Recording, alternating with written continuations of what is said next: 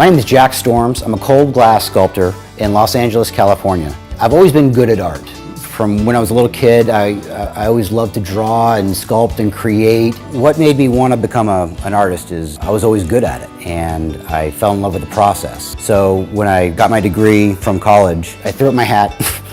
And before I caught it, I was having panic attacks about what I was going to do with this degree in art. But I always knew that if you take art seriously, you can find a career in it. The first thing I did is I started to look for a place that could use someone in their professional art studio. And I was lucky enough to find a place that did optic sculpture. So I got the job and I started working there, and from the second I was there, I just knew it was something I was going to do for the rest of my life.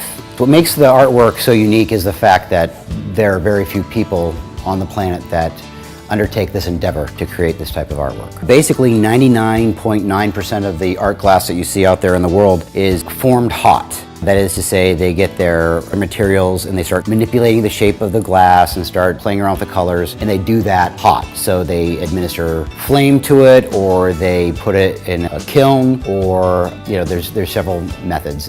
But what I do is I don't use any heat at all. I grind and grind and grind, and then I polish, and that's what separates me from everybody else. It's much more difficult and it takes a lot more time, but for me the effects are just brilliant. Each one of these pieces takes approximately 8 to 18 weeks to complete from start to finish. Because of the labor involved and because of the perfection, because of the tolerances being so tight, it's a pursuit of perfection at every single turn. So because of that, they take some time. Let me describe the process for you. We get these large blocks of glass. This one is a piece of gold lead crystal, and it comes in a block about that long, and then we cut it into different pieces, and then I'll grind down all these pieces flat. So that's what I do with every single piece of lead crystal that comes in here. So from this point, I'll cut this down the middle, polish all those interior surfaces. That takes about a day and a half. Then I insert a piece of dichroic. For example, this piece is halfway in process. So what I've done is I've put in the dichroic right here, all that color. And then I come to a stage like this, where I have them where you see color all the way around here. That's because I've cut it so many times and put all this color in. So this is a week-long, 2-week-long process, because what you've got to do is you've got to get it to a point where it's completely polished, bring it back to a glue room, administer all the color that's in there, put it back together, bring it back out, recut it, bring it back to the glue room, bring it back out, regrind it, recut it, bring it back to the glue room. So every single one of these steps, they just take time. There's not a whole lot you can do for shortcuts if you want the work to look like it should look. Almost universally, people ask me when they see the work, how did you get that in there? How do you get those pieces in there? How do you get that color in there? And I've got to explain to them that actually I build that first, and then I surround it with clear glass.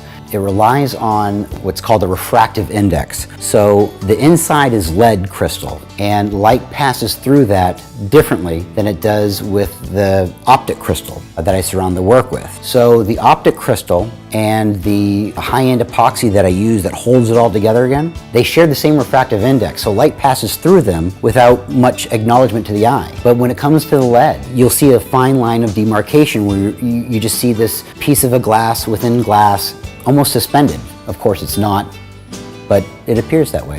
It's a fun, beautiful aspect of the work. So one of the components that I use inside all the artwork is the dichroic crystal. And what makes a dichroic crystal so spectacular is that it shows 2 different colors for every piece of glass you have. Now, you can probably see that it's wafer thin, but within this thin piece of glass, there's a coating on here that will translate into 2 different colors. It'll also cast a colored shadow, and it will reflect color as well. It's just one of the elements that add to the spectacular nature of the work.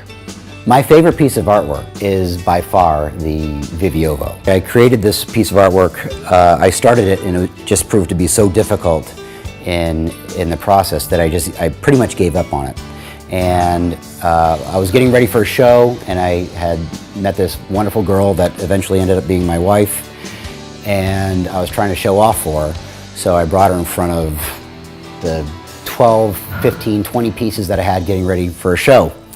And I said, what's your favorite piece? Thinking that I was going to, I don't know what I was going to do. Maybe I was going to give it to her, I don't know. And she looks at all the pieces and she says, I love them all, but this one that's unfinished right here, I think that's my favorite because of what it could be. It looks like it's almost there. And of course, I named that piece after her. It was the Viviovo. Vivian is my wife's name, and ovo is Portuguese for egg, and my wife's from Brazil, so it all came together because my fantastic idea was to name the thing Egg. This is a gold Viviovo, or Viviovo de Oro, and this is just a phenomenal piece.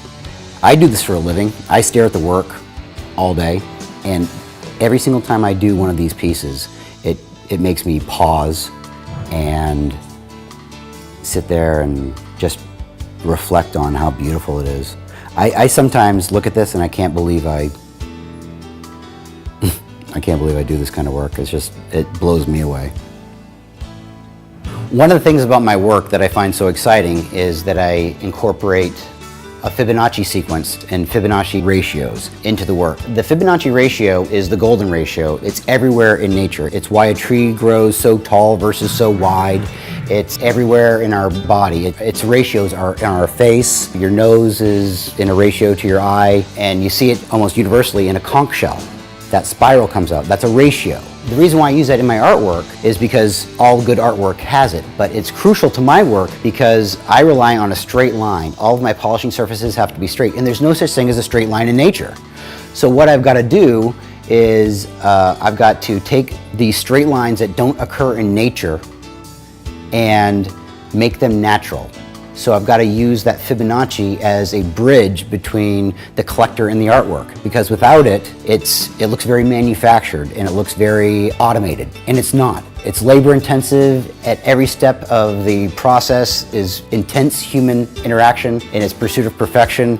So to get that across, to get it across that it's a creation and not something that's being manufactured, then the Fibonacci is absolutely crucial. I draw inspiration from being able to pull ideas out of the ether, being able to touch the creative, being able to draw from that creative wellspring, being able to take something from your head, your thoughts, and being able to translate them into something that's solid right in front of you. A lot of people ask me what my artwork means to me. What does this piece mean to me? But that's not the right question. My question is, what is this artwork going to mean to the person that's going to take it home? Because that's what, to me, this artwork is really all about. What does it mean to the person that is going to put this in their home and look at it every day? That's where I get my meaning from. So when someone says, Jack, what does the artwork mean to you? I turn it around on them and I say, you've got to tell me what it means to you. Is this something that you bought for your wife for an anniversary gift? Or is this something to remember your trip to Hawaii? Or is it something that you just want to buy to look at every day because it's just so beautiful? Because if that's the answer, because it looks so beautiful, then the answer is I created it out of sheer beauty.